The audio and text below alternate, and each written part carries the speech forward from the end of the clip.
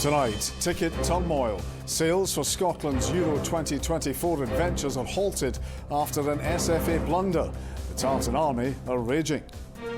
Stress, anger and frustration it has caused is off the scale. All Scotland fans who go to games regularly should be cracking the beers open now. We should be celebrating.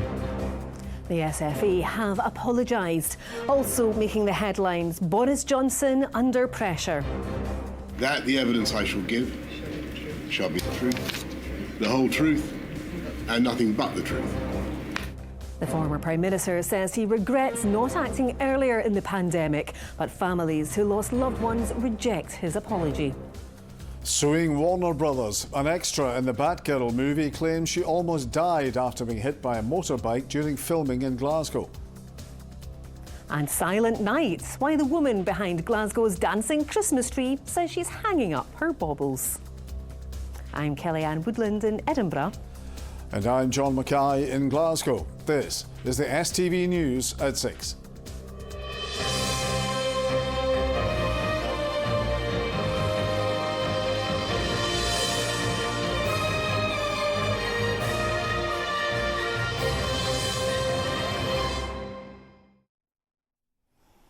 Good evening. It was the moment Scotland fans had been waiting for, a chance to snap up tickets for Euro 2024, a day many thought would never come. But the mad scramble for seats for the Group A games against Germany, Switzerland and Hungary came to an abrupt halt today after a technical blunder left thousands of the Tartan Army unable to get their hands on one. Selected supporters were meant to be given early access this morning, but some who were not eligible were given a code in error. While upset fans have branded the ticket sale process a shambles and a fiasco, the Scottish Football Association are reminding supporters they will still be able to buy tickets from tomorrow. Vanessa Taff reports. Martin and his son spent the morning anxiously waiting to get their hands on tickets for their next big football trip away together. But the process was far from straightforward. Stress, anger and frustration it has caused is off the scale. My friends and I who go to, and all Scotland fans who go to games regularly, should be cracking the beers open now. We should be celebrating. We have got our match tickets.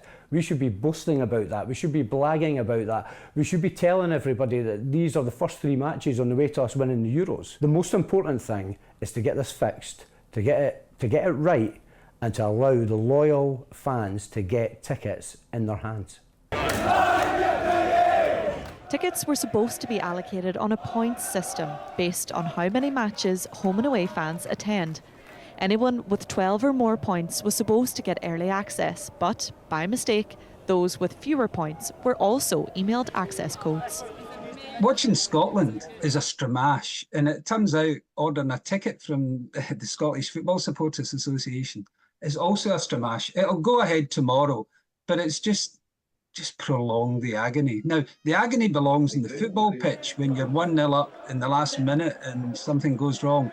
In a statement, the SFA said, due to a technical error, codes have been sent out to Scotland Supporters Club members who are not eligible to buy tickets at this stage.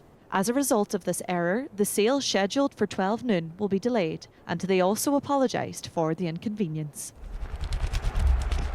All eyes now turn to that opening match in 7 months' time and whether those desperate to be there will get to go. So Vanessa, what's the advice to the Tartan Army? Well, the process will start again tomorrow for fans who are eligible. So from 12 o'clock, they'll be able to be in with a chance to get their tickets again. Now, the old codes won't be valid, so new codes will be sent out. And of course, anybody who was expecting to get in a lower tier, expecting to get their tickets tomorrow, that's now been pushed back. There's only 10,000 tickets available through this system per each game.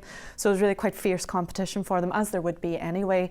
In the meantime, the hotels, the flights, all the usual things you would expect are going up. So there's been a lot of stress and frustration for fans today, absolutely, certainly, but many of them will be hoping that tomorrow will be the second time round and that'll be the charm. Vanessa, thank you. Now, Boris Johnson, who led the country into the pandemic, has appeared before the UK COVID inquiry to give evidence. Amid protests from bereaved families, the former Prime Minister was asked to account for decision-making at the heart of government in the crucial months before the first national lockdown. We should warn you, there's a flash photography from the start of this report by our Westminster correspondent, Paris Gurtsianis. You're going to apologise to the bereaved families, Mr Johnson?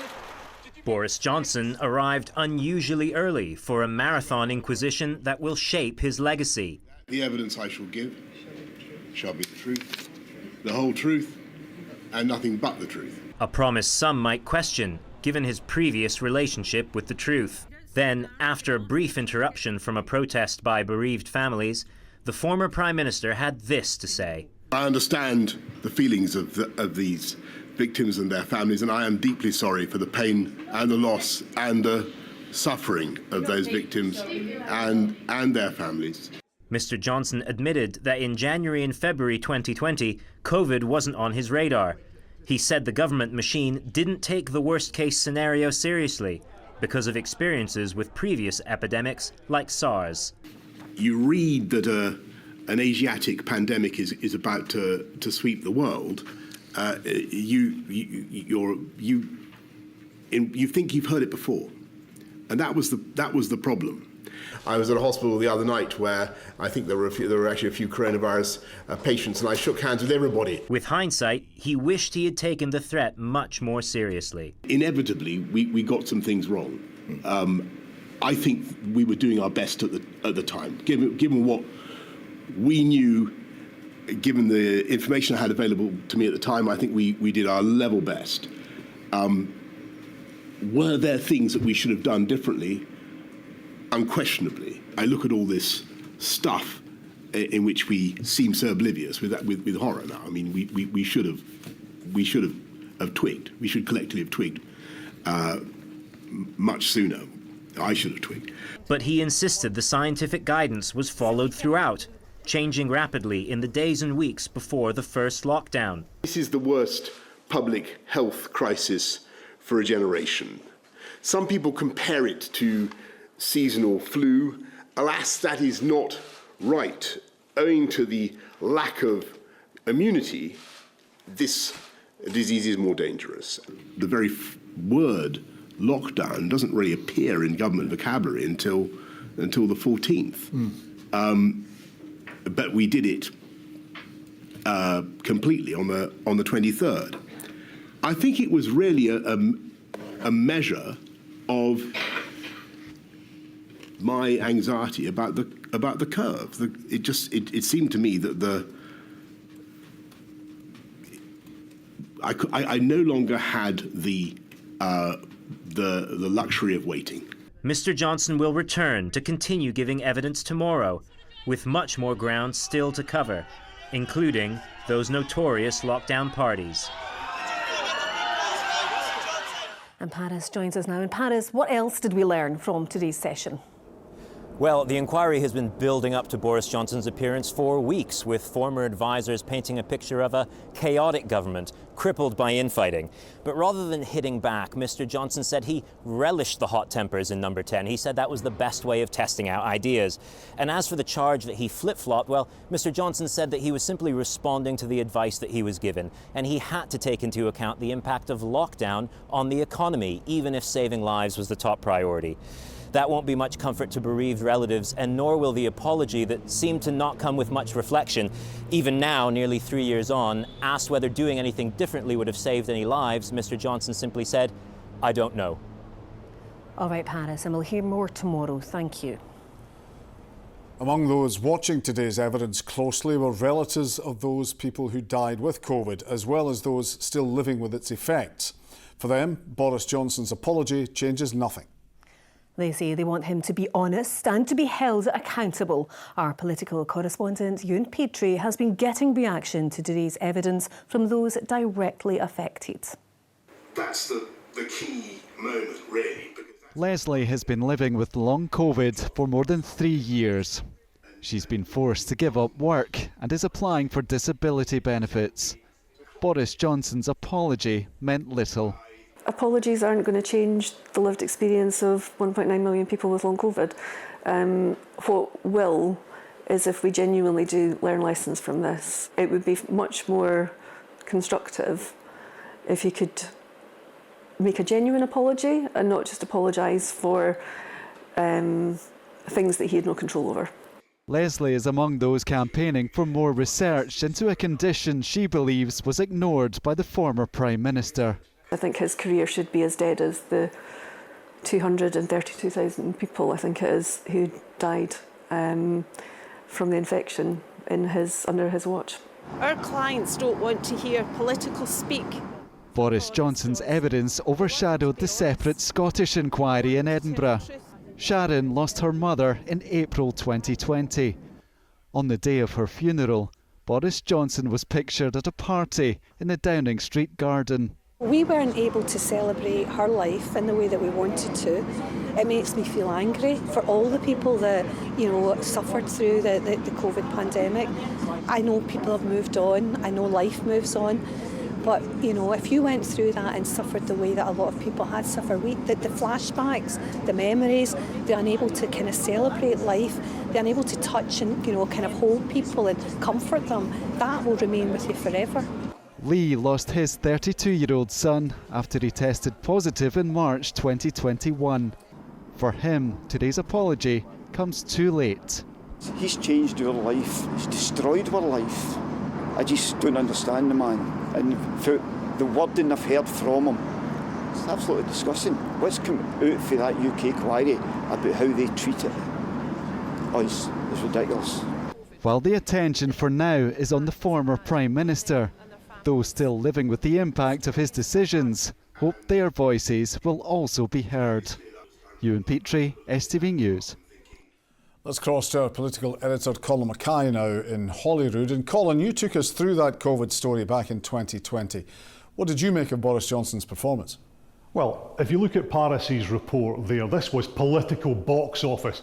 But then you look at Ewan's report and it's about people's lives and deaths. And I think because of that, the former Prime Minister was actually fairly understated today. There was none of that big Boris bombast that we've seen over the years. But he's been preparing this for almost a year now.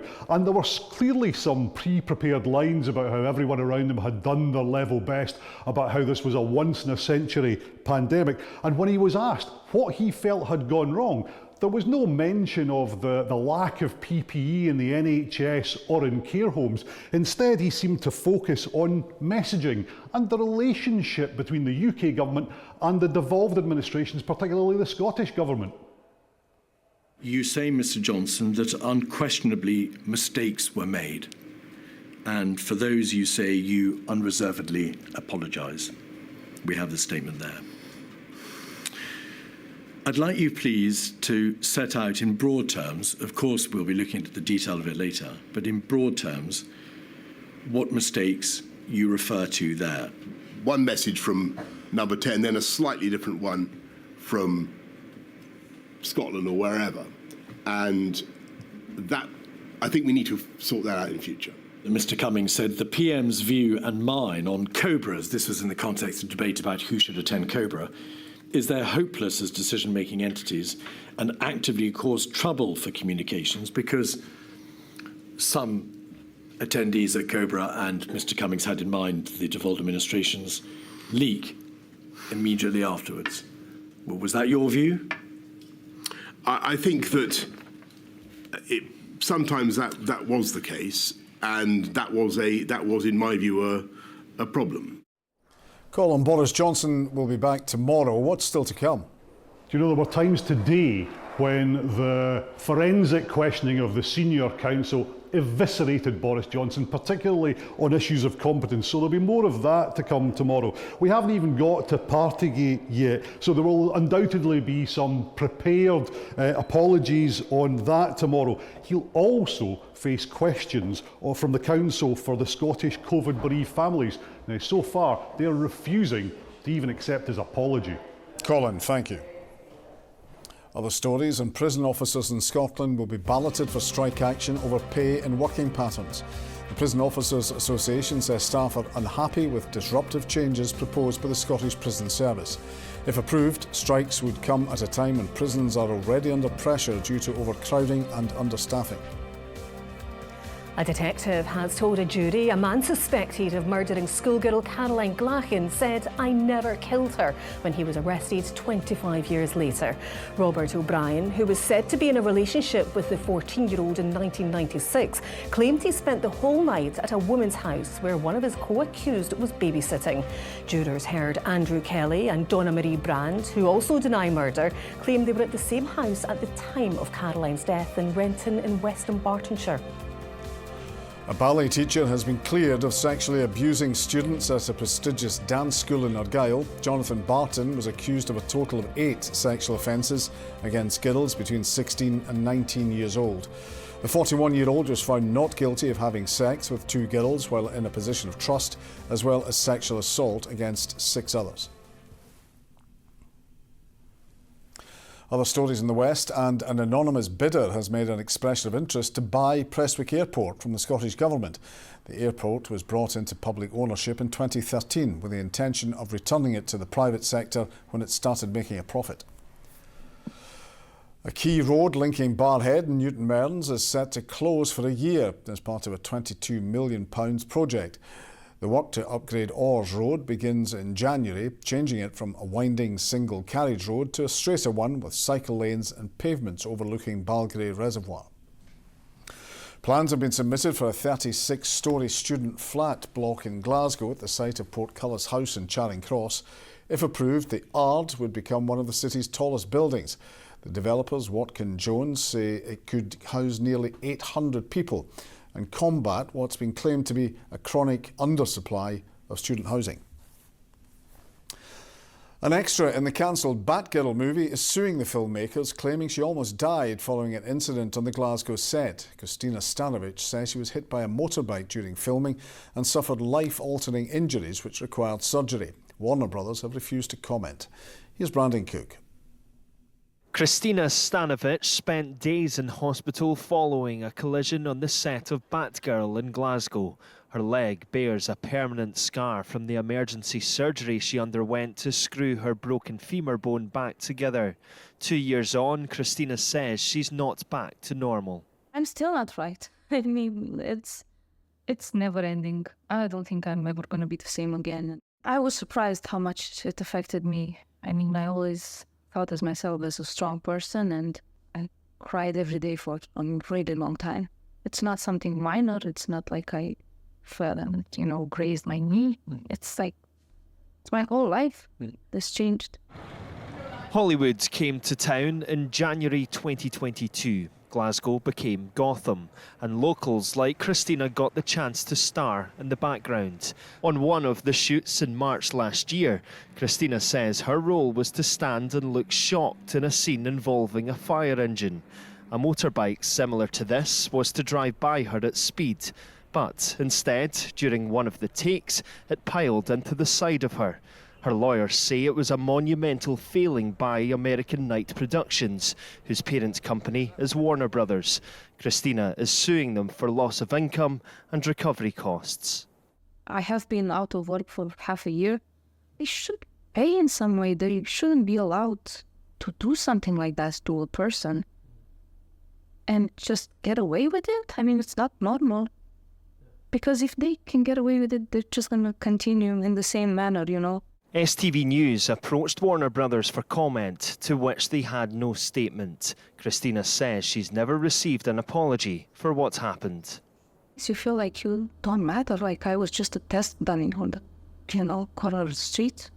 They didn't treat us like actual persons, like, what, just because we're not the main characters, main actors, doesn't mean we matter? I mean, yeah, we're extras, but we're still people.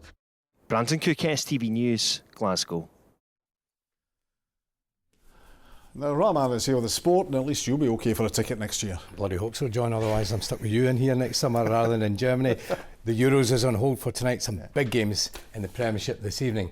Good evening. Yes, there are 4 games in the Premiership tonight at Tynecastle. It's third versus second as an in-form Hearts face Rangers. Jamie Borthwick is there for us ahead of kick-off. Yes, Edinburgh taking on Glasgow. It's always a big occasion.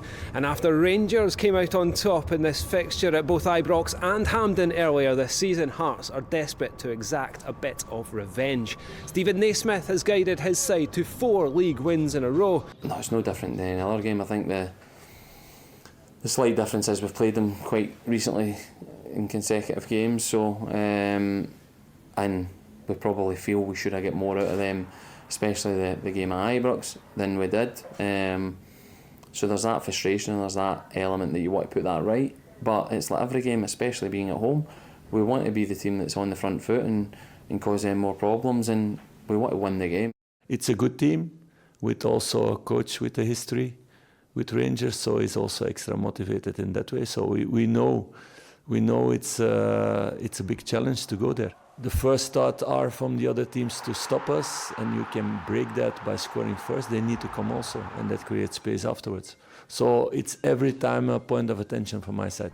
Hearts today triggered a year-long extension in Liam Boyce's contract, but he misses out tonight through injury. Cammy Devlin is also sidelined, but Craig Gordon and Craig Halkett, who've been out for nearly a year, are both available for selection. For Rangers, Nico Raskan is still injured. It's second versus third in the Premiership here in the 8 p.m. kick-off at Tynecastle Park. Well, Celtic have an 8-point lead over Rangers in the Premiership. Brendan Rodgers' side host Hibs tonight. Live now to Ronnie Charters, who's there for us. Ronnie. Yes, Raman, and Celtic welcome Hibs here, looking for a better performance than the one they put in against St Johnstone at the weekend. It's fair to say the Celtic manager, Brendan Rodgers, was absolutely livid with his side's first half display that saw them go 1-0 down in Perth. They rallied, they found top gear, and in the last half hour they did manage to pull it back and win 3-1. But certainly the Celtic manager is insisting his players must up their levels tonight against a Hibs side really beginning to find their groove under Nick Montgomery. 3 wins in a row, and a win tonight at the home of the champions could see them move up to third in the Scottish Premiership table. Let's now hear from both managers. It's something that can happen, and you see it even with the very best teams. It happens when you're playing so many games. There can be moments where there is a lull, but that's why you're a manager and a coach, because you recognise that, and then you need to have the intervention. And like I say, we're playing a lot of games. We're playing a lot of games at a high tempo. For me, they're the best team in the competition. They've got some world-class players, and Brendan's a fantastic coach, so we'll go there full of confidence and looking to put a performance on. We go out every week trying to get a result, and now it's a difficult place to go, but we'll go there tomorrow and give everything that we've got to try and come away with a result. Well, Hibs are the only team Celtic are yet to beat in the Scottish Premiership so far this season after that 0-0 draw at Easter Road in October. Can Hibs get another positive result this time at the home of the champions? Or will Brendan Rodgers' men make it 2 wins on the bounce? We don't have to wait long to find out. The teams have arrived. Kick-off 7:45. There is no other word for it, Rahman. It is Baltic here at Celtic Park. Wrap up warm, Ronnie. Thanks very much for that. Also tonight, St Mirren are away to St Johnstone and Kilmarnock take on Aberdeen at Pittodrie. Now, Livingston manager David Martindale has warned the SPFL must avoid sporting elitism when discussing the future of artificial surfaces, and says it would cost Livy £2.5 million to change their surface to grass and set up a new training facility. While no decision has been made whether plastic pitches should remain in the league, the Livingston boss says that reverting to grass would come at a huge cost. Ideally, we want a grass park, but we've not got any training facilities, we've not got anywhere to train, so there's a lot of other hidden costs. So for a club of our size, with the fan base and investment we've got, an artificial surface makes perfect sense. I do think we've got to be careful that it's not becoming sporting elitism in terms of clubs with money that can afford to do these things are the ones that are getting favoured. Motherwell manager Stuart Kerrable says his team could have lost by an even bigger margin to Ross County last night, and says the players' performance in the 3-0 defeat was unacceptable. Simon Murray put the hosts one up after just 2 minutes before Jan Dada added a second in the 18th minute. Ben Purrington made it 3-0 before the hour mark. Dan Casey was stretchered off right at the end of the match. Scotland women's head coach Pedro Martinez-Losa is confident he can take the team to a major finals. That's despite overseeing the Scots' miserable Nations League campaign, which ended with a 6-0 thrashing to England. Scotland were 4-0 down at half-time, the visitors scoring another 2 in the second half. Losa's side finished bottom of the group, winning just 2 points from 6 games. That's my intention, that's the ambition, not only my ambition, but the SFA and the players. And that's the direction that we're going to go. To bring the team to a major tournament is not based on beating England or not. So the question about being in a major tournament is not about this game. It's about if we can qualify, and if we can qualify, we need to be first or second in the group of the League B. That's how we spoke tonight, folks. See you again tomorrow. All right, thanks very much, Rahman. OK, let's get the weather now from Sean. An icy start to the day will give way to a series of oohs and ahs. TUI sponsors STV Weather.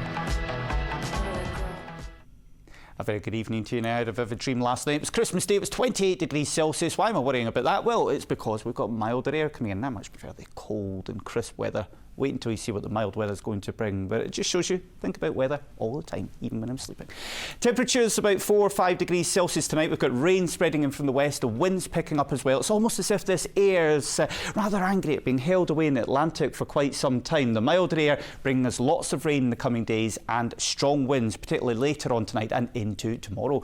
Now, tomorrow it's going to be one of those days. You'll have the lights on all day. It is going to be extremely wet, especially during the afternoon. Heavy bursts of rain, and we hang on to that strong wind around western coastal parts and across the islands.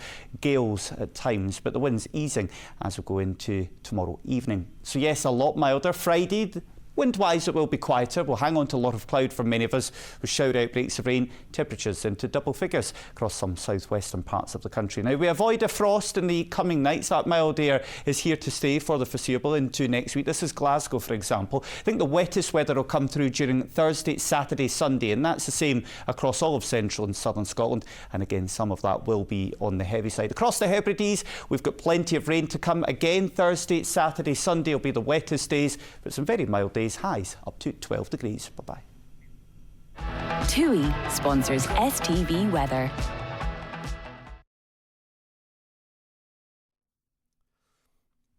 And finally, she's a favourite festive sight on the streets of Glasgow and has become a global phenomenon. But the city's dancing Christmas tree has decided it's time to hang up her baubles.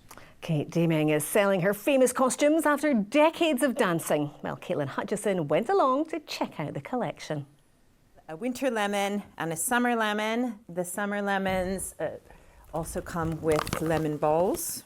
Kate and her extensive collection of costumes have been raising spirits on the streets of Glasgow for 3 years, gaining her international acclaim. I wasn't even in the chicken costume, and this guy was driving, and he literally swerved his car over, swung open the door, jumped out, and he goes, "You're the disco chicken!" And I was like, "Yes." And he goes, "You're really famous in Pakistan." From Pakistan to Pollock Shields, videos have gone viral on social media, and she's raised thousands of pounds for charity. She even broke America. A double boost of holiday sights. Here we go. A woman in Scotland looks out her window, and this is what she saw. I would be dancing around, and unbeknownst to me, this video was created at a window, and so that was kind of the beginning of it. But actually, what was most important about it was that it was creating positive experiences on the streets. Kate's been a familiar face in Glasgow for more than a decade now. But the dancing Christmas tree star says it's finally time to hang up her tinsel and sell her 18 costumes. I love doing it, but I need a bit of a break. After years of getting spruced up and dancing for hours on end, the only gift Kate's hoping to get from Santa this year is a chance to put her feet up. Caitlin Hutchison, STV News. Well, this has got me thinking, John, is it time that you hung up your baubles? Certainly cold enough, I'll tell you that. That's it from us. We're back again tomorrow at 6. Enjoy the rest of your evening. Good night. Good night.